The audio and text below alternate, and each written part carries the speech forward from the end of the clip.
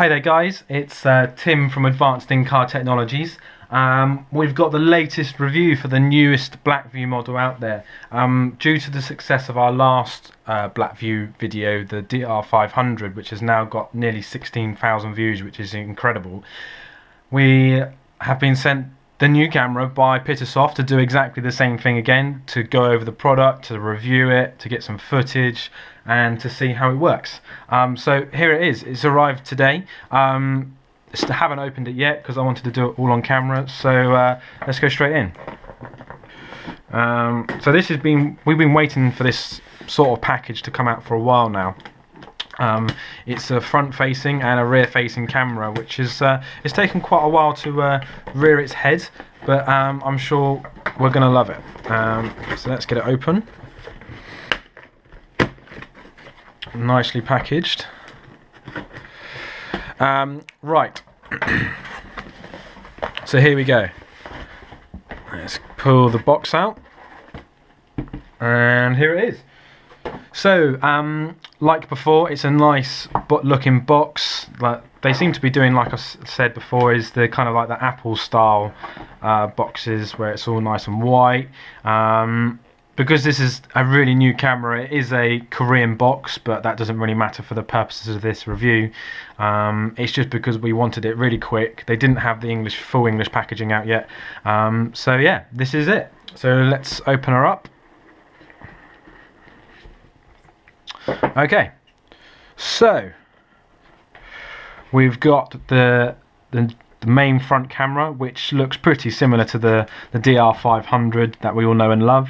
The only real difference under here, as you can see, is we've got our normal power socket there, and we've also got this new input, which is the AV in, so that when this is teamed up with the rear camera, it's how it gets its footage from one camera to the recording unit.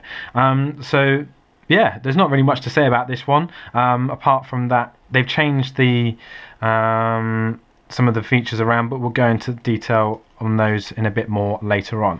So let's have a look to see what's in the box. So we've got our front camera, we've got our rear view camera, which is actually really small. I mean, comparing that with the 500, look how small it is. It's really good. So yeah, there's that. This is obviously the mount. Glad to see that they've changed the box to a foam insert now, because the cardboard ones that they were doing before just used to rip, so that's nice. So move that box around. So this is the accessory pack. So let's open it up and see what's inside. We've got the AV cable to go from one end of the car to the other to connect the two cameras together. We've also got the normal cigarette jack plug to power the camera, which can be hardwired or just plugged into your cigarette adapter. What else have we got? Then we've got the usual sticky mounts, cable ties, and there's that USB micro SD card reader, which is a nice little thing to throw in. And then we've got two other things. Not sure what this says, but there we go. And here's a manual. This manual is in Korean, which isn't really that useful for us, but when the English units come out, they will ship with the English instructions in. But that doesn't really matter. Again, like I said, for the purpose of this, I'll be able to read you some information about what it's got and what it can do. Okay, so let's move on. So what I think we should do now is move everything to one side, and then we'll have a look at the two cameras, so we can see what they can do, what specs they've got, and any new features that the BlackVue have now put into their cameras. Okay, cool, right. So the main cameras, we'll move the mount out of the way. So here's the main DR500, which is what in essence the camera is. A lot of thought has gone into this camera after the issues with the DR500, the quality and that sort of thing. Pittasoft actually released an update a couple of weeks back that allowed you to increase the bit rate from 7 megabytes per second up to 12. Hopefully that firmware is going to roll out towards the 550, but we shall see. Okay, so one of the biggest changes that they've done to this camera is they've actually changed the wide angle lens from something around the 156 degree mark to the 137 degrees. And the reason that they've done that is because around the edges the quality was suffering. So if the lens is a bit narrower, we're not going to get so much degraded stuff around the edge. It's going to be a bit of a pin sharper picture, and so on. So they're claiming that between the two cameras we're going to be getting up to 920 1080p at 30 frames per second for the front camera, and they're also claiming that whilst that's doing its 1080 at 30, we're going to be getting 720 on this little bad boy, also at 30 frames, which is good. But we'll look at some footage differences later on and see if those claims are true, but I'm hoping they are. Okay, so as mentioned, it's got all the usual features on this camera. We've got your front lens, we've got your security light here, the usual Wi-Fi stuff at the side with the light sensor to turn the audio on and off. We've got your little speaker there. We've also got the record and the GPS lights that are there. Unplug this. As mentioned before, we've got your power in, your AV in, your Wi-Fi on and off, and also your reset button when you hold it down.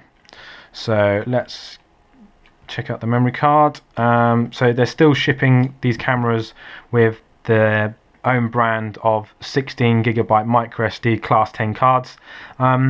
Useful, but most people seem to upgrade them to the 32 gigabyte cards from SanDisk or Samsung, something similar.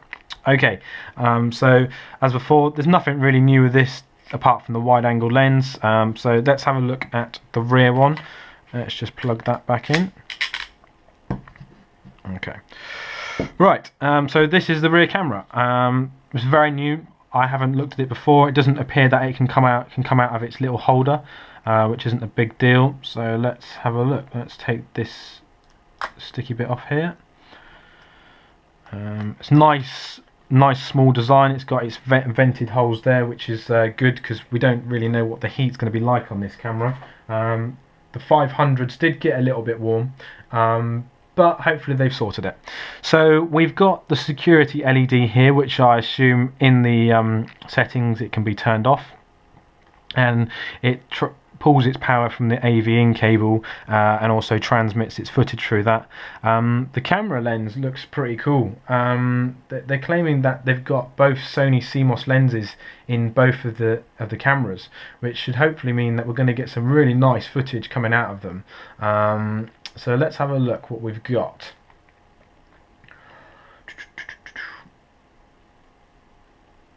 Right, so the front camera was 137, but looking at the tech specs of this camera, it's actually 139 degrees on this front bit, which is cool. You get your nice clear view of what's going on behind you, and so you can see what's going on. So let's plug it all in and see where we can go from there. I think we should have a look about how it all powers up, what it does, any noises it makes, and connecting the AV cable for the first time. I will at some point connect the cameras to my car, go for a little test drive, hopefully run some dual footage at the same time of a DR500 and the DR550. But I thought we'd have a look now, so let's take this apart. So it's like that. We'll just put them in situ for the time being. I've got the power cable over here for this camera, so let's do it this way. Okay, so let's actually let's put the AV in first. So let's see how it works. So it's a nice click. It does stick out a little bit and it's a little bit wobbly, but never mind. Let's put that behind there. Let's look at this one. So I would recommend, guys, before you power it up, is always make sure that this rear camera is connected in, because we don't know if it's going to cause any problems if it's not. So let's power on. and see what happens. Right, so we've got the front-facing GPS light showing that it's powering on. We should get some sort of notification in a minute that it's doing some. Initializing the SD card. There we go. Please do not turn off the power. So it's currently initializing the SD card. I haven't changed any of the settings on this yet because I wanted to see what it's like to start off with. Can't see anything going on with the rear camera just yet. But maybe once it's going and we've got the security LED going on. Oh, rear camera is now. BlackVue for your safe driving. Okay, cool. Right, so the people who know the BlackVue cameras know that there's free. Audio recording disabled. I've just deactivated the audio recording, so there we go. So people that know the BlackVue cameras know that there's your normal and your event and your parking recording modes. It's exactly the same with this piece of kit. It's going to do exactly the same when obviously you've got it connected to the PowerMagic Pro or some sort of similar battery monitor device. So by the looks of it, we've got the front camera, it's recording. We've got the flashing security LED at the front going. Most people do decide to turn it off just purely because when it's parked up at night you don't really want people knowing that it's there. May as well move on to this bit, seeing as it keeps going a bit crazy. This is the infrared sensor that allows you to turn the audio recording on and off without having to use the app or go into the settings or anything like that, and all you do is you just hover over and there you go. And that's what it does. Just means you get a bit of privacy on your recordings and hopefully keep that file size down, which is important. Okay, so one of the biggest features of this camera is the ability to do Wi-Fi. And on this one, you just go hit it once. Wi-Fi on. And then you can connect to it through your smartphone, your iPhone, your Android. I think there's rumours of a Windows app coming soon, which will be quite interesting. And you just log into the camera. You'll see it when you search under your Wi-Fi, but we'll put that into the video as well. So that looks good. Okay, so that's up and running now. So the rear camera seems to be doing all right. So yeah, it's quite a nice, small, neat camera. Obviously you don't get any buttons on it or any visual notifications because it comes from the front camera. But yeah, so far I'm really impressed with the size of this camera. I was really worried that it was going to be quite a big unit, but they've done themselves proud and made a nice small little unit. Okay, so the cameras I've just moved around just so that we can kind of see them in the background whilst we're working with the app. Now I've got the phone here. You can see the app here, and you'll see that it will zoom in a minute to the actual what we're doing on the phone rather than it just being on the GoPro. So that will mean that you get a nice clearer view of what's actually going on and such and such. Right, so the GoPro is now turned off and we're on the iPhone as such. So let's go in. We need to go settings. It's already really connected. So make sure your Wi-Fi's on. You'll see the BlackVue camera there. It will have its DR550GW. You tap it. It will ask you for the password, and the password on this is always going to be BlackVue. So let's pop out of there, come out, and we can see the BlackVue on the top left hand corner. So let's tap on that. Gives you the normal driver warning so that you shouldn't be using it whilst you're driving, which is pretty standard stuff. So let's hit OK. We've got our internal storage, our BlackVue Wi-Fi app, and the frequently asked questions, which nobody ever reads anyway. So let's hit BlackVue Wi-Fi. We're connecting up as normal. We can see the footage that's being recorded already. I'm not going to tap any of them. Most people know what it's like. Just as soon as I start recording it, it's going to kill the sound on the iPhone. So it's more really just to show you what it can do. And there's tabs at the top, which you can see here. I've just turned the front one off, just turned the rear one off. So it's easy to find the rear recordings, and that's coming from these recordings. When we hit them, will allow you to watch the footage back. So we've got our normal scroll bar at the top. Live will let you see both of the cameras and what they're doing and what you can see. Just so that you can. I really find that it's best to use the live feature so that you can see what's going on in the to get them lined up and see what the camera can see. We've also got the settings here. We hit the firmware. It's already picked up which time zone we're in, which is cool. The resolution, we can see the different options here. Obviously this will, you only see these options if you've got the DR550GW. Okay, so I've got mine at 30 frames and 30 frames for both front and rear. They're calling the front camera FHD and the rear camera HD by looks of things, so bear that in mind. Brightness is going to be a bit weird because on the rear cars some people have factory privacy glass and tint, so we'll have to have a play around with that. And as you can see, we've got the normal kind of settings that we're used to seeing on the BlackVue DR500. I always have mine at 3 minutes and a minute. Auto switching to parking mode. Now the sensitivities, I always bring my sensitivity down and just up a little bit, because I think the BlackVue cameras are a little bit too sensitive and it will start recording loads of stuff that we don't actually need to be seeing.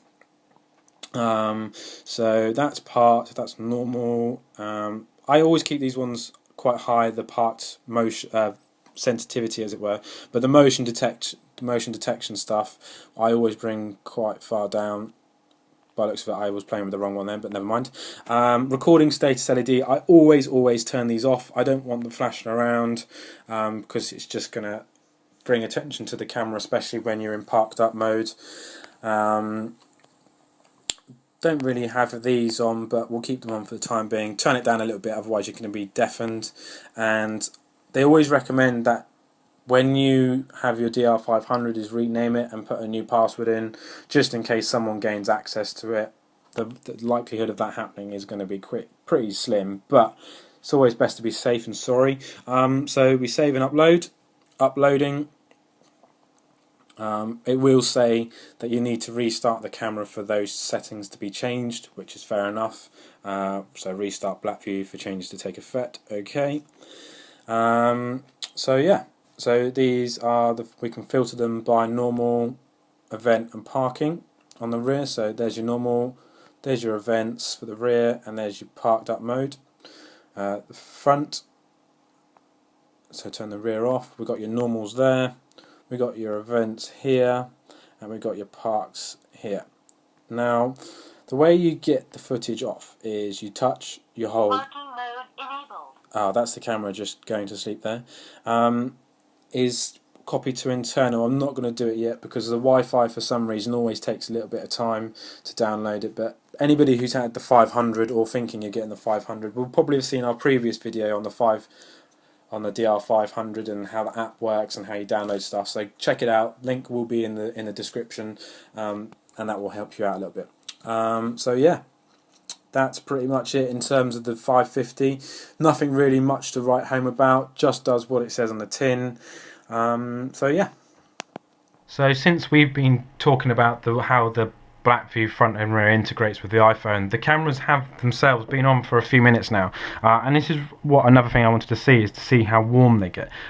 Admittedly, the camera is still quite warm, but as anything, this is recording at 1080p. The heat seems to be coming out of the camera quite well. We need to bear in mind that everything electrical is going to get hot. It's just one of those things. It's like your TV at home, it gets warm when you've had it on for a couple of hours. This is recording at 1080p at 30 frames per second constantly, so the process is working really hard to get that footage loaded onto the SD card. And having a look through the vent holes, there's quite a lot of space in the camera for the heat to actually get out. I think they've actually made more holes in the camera, which is going to obviously help. This camera, the smaller of the two, is warm, but actually not as warm as what I thought it would be. It's quite cool, seems to be regulating itself quite well. I guess really because all it is actually doing is just recording and sending the data over to the old, through the AV cable to the DR500, which admittedly will make it run a little bit warmer because it's having to do a lot more work than what it was on its on the DR500 model. So let's have a look. They're not really pointing at much. So let's just see if we can get any footage. So now we're in. We'll just scroll across.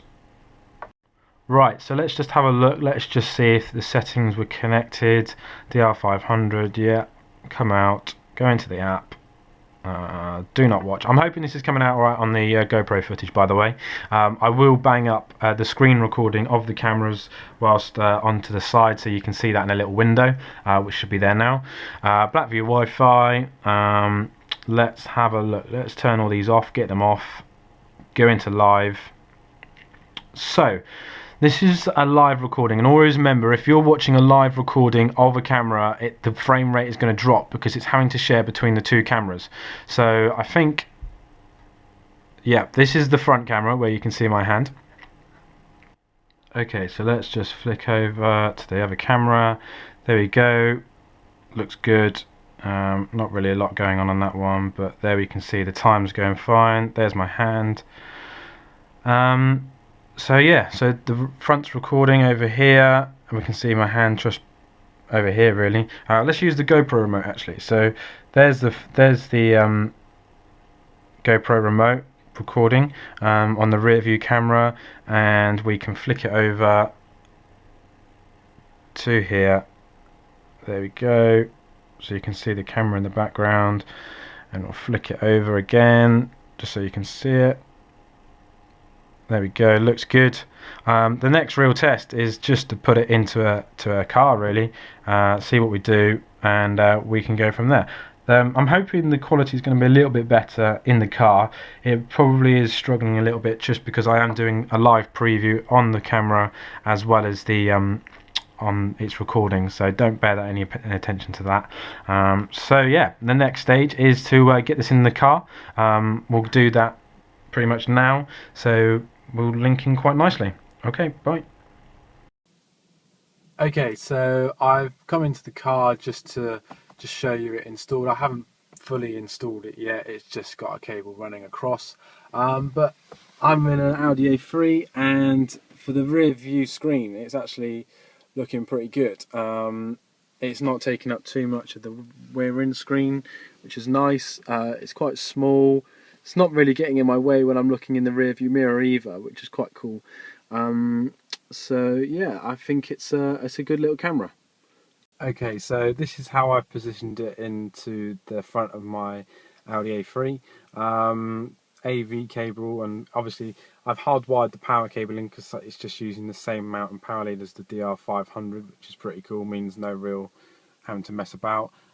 So that's always hidden. It does look like it's going to have a good view there, which is quite cool. So yeah, I suggest that you put your cameras in the same sort of place.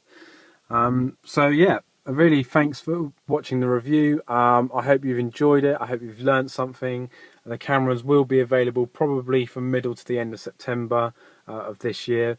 Make sure you like our Facebook page, Advanced In Car Technologies, as well as subscribing to our YouTube channel, so that you can make sure that you get the latest DR550 videos to your inbox. We also run a BlackVue UK Facebook page. If you search that in Facebook, you'll find us posting up lots of hints, tips, software reviews, all that kind of stuff. So yeah, thank you very much. Cheers.